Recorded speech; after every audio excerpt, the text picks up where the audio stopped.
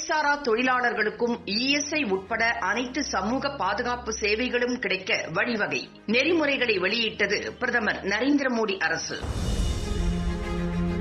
முறைசாரா தொழிலாளர்கள், ஒப்பந்த தொழிலாளர்கள், நடைபாதை தொழிலாளர்களுக்கான சமூக பாதுகாப்பு தொடர்பாக நெறிமுறைகள் 2020 கீழ் மத்திய தொழிலாளர் மற்றும் வேலைவாய்ப்பு அமைச்சகம் அறிவித்துள்ளது. தொழிலாளர்களின் வருங்கால வைப்பு நிதி, இஎஸ்ஐசி பணிக்கொடை, பேறுகால சலுகை, சமூக பாதுகாப்பு ஆகிய சலுகைகள் அவர்கள் பெறும் விதத்தில் மத்திய அரசு நடவடிக்கைகளை எடுத்து வருகிறது. இதற்கான வரைவு விதிகளை மத்திய அரசு வெளியிட்டுள்ளது. இணையதளத்தில் தானாக பதிவு செய்வது உட்பட ஆதார் அடிப்படையிலான பதிவை இந்த வரைவு விதிகள் வழங்குகின்றன.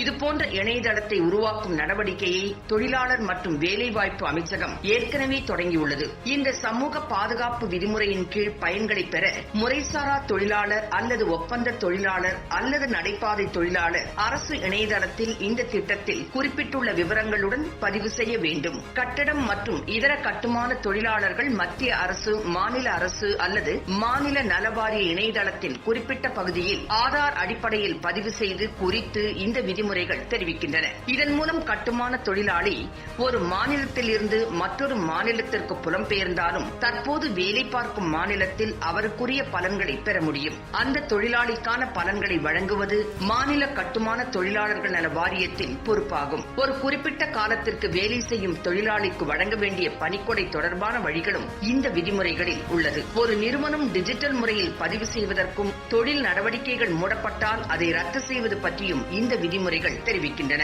இபிஎஃப்ஓ மற்றும் இஎஸ்ஐசி திட்டத்தில் இருந்து ஒரு நிறுவனம் வெளியேறும் முறை மற்றும் நிபந்தனைகள் தொடர்பான விஷயங்கள் இந்த வரைவு விதிமுறையில் இடம்பெற்றுள்ளன. கட்டடம் மற்றும் இதர கட்டுமான தொழிலாளர்களுக்கான மேல்வரி, சுய மதிப்பீடு மற்றும் செலுத்தும் நடைமுறைகளும் இந்த வரைவு விதியில் விவரிக்கப்பட்டுள்ளன.